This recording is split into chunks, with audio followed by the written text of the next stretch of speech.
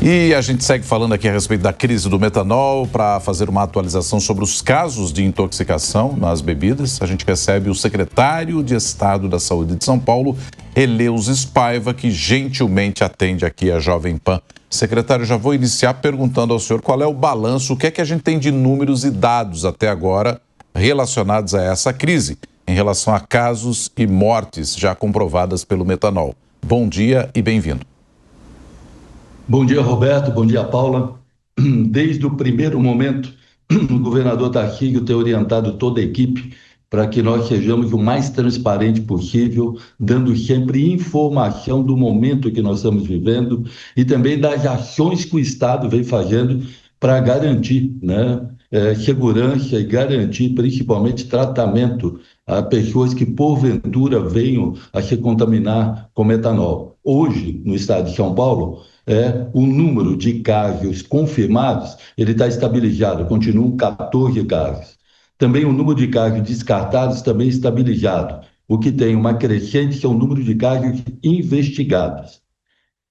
E aí nós temos que fazer um parênteses que é muito importante, Roberto. Por quê? Depois que nós tivemos o primeiro caso, foi dia 1º de setembro, o estado de São Paulo, em momento algum, teve no passado recente, algum caso de bebida adulterada com metanol. E a partir do momento que nós tivemos o primeiro, confirmamos o segundo dias depois, nós emitimos um sinal de alerta de saúde para toda a nossa rede, pública e privada. E notificamos também o governo federal. Foi a partir disso que o governo federal também notifica as outras vigilâncias sanitárias dos outros estados para ficarem atentos. Então, o que acontecia? Até de uma maneira prática, talvez didática, para as pessoas entenderem. Quando nós tínhamos numa UPA, numa emergência, no pronto-socorro, alguém que procurava essa unidade com ingesta de bebida alcoólica, na maioria das vezes, numa quantidade acima do que deveria tomar, eram tomadas todas as precauções de tratamento, mas o foco não era pensar que esse paciente podia estar contaminado com metanol, até porque isso não existia no estado. A partir do momento que nós notificamos, inverte.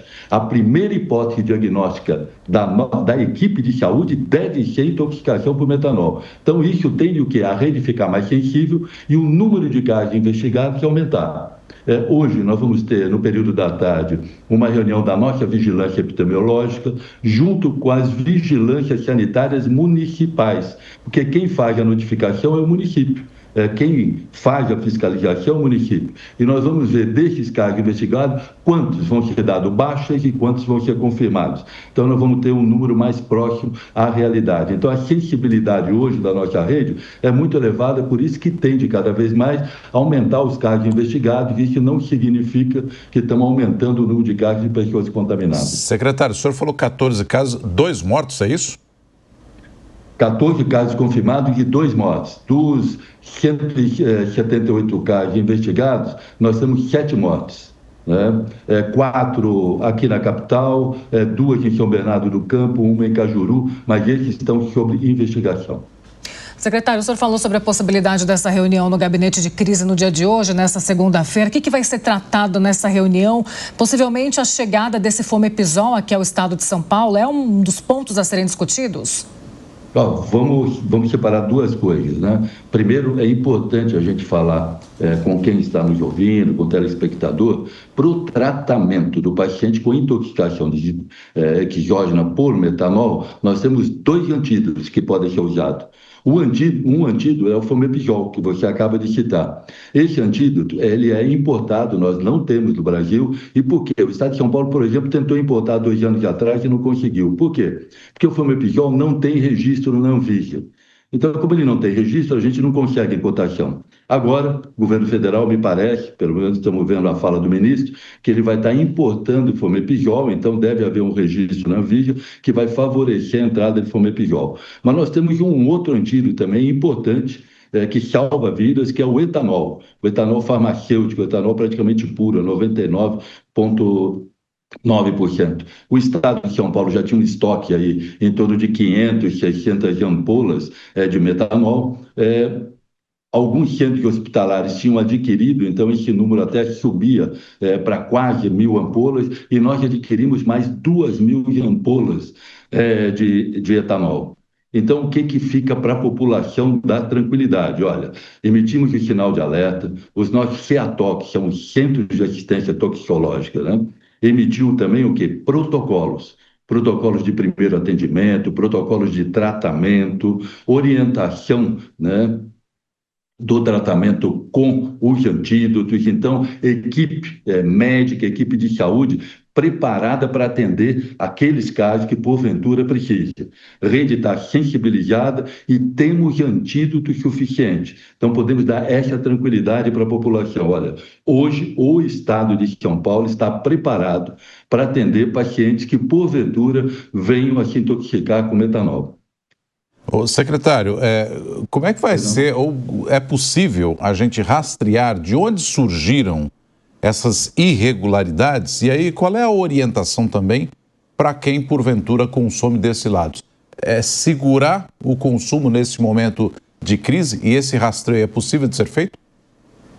Olha, como é que nós estamos agindo, né? O governador coloca uma coisa muito clara, até porque nós já aprendemos numa epidemia recente, que não tem que ter protagonismo, tem que todo mundo trabalhar em conjunto.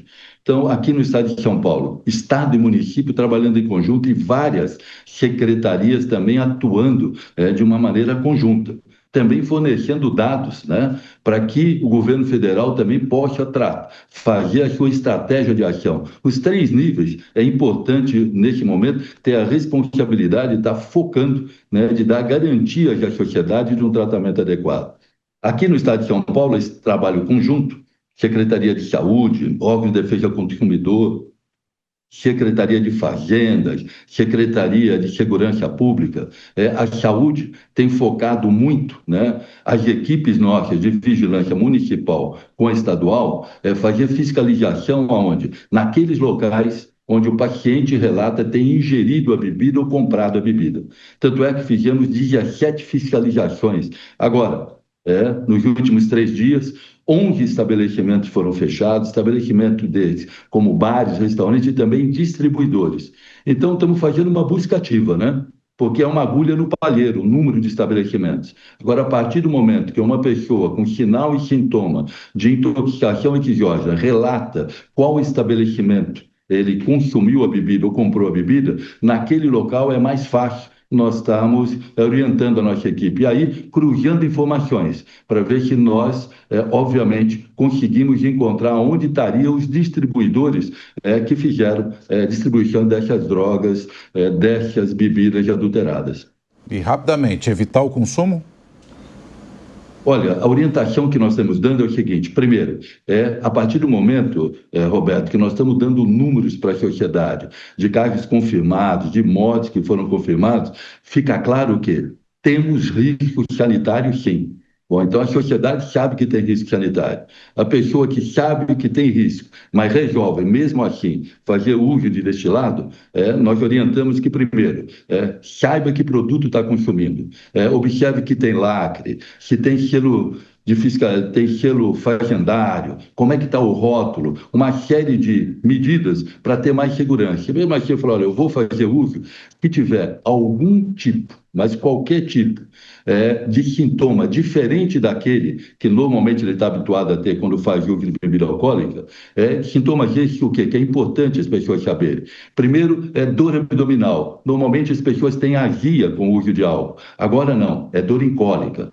Quer dizer, se tem dor abdominal incólica, frequência respiratória aumentada, dor de cabeça, mas junto com quadro de confusão mental e alteração visual, procure logo um estabelecimento de saúde, porque lá vão ter profissionais capacitados, habilitados para começar o seu tratamento. Quanto mais precoce nós fizermos isso, maior a chance dessa pessoa não ter nenhum tipo de efeito colateral. Portanto, com sinal e sintoma, procura a rede. Vai aumentar o número de investigados? Vai, é isso que nós queremos. Tratar adequadamente as pessoas.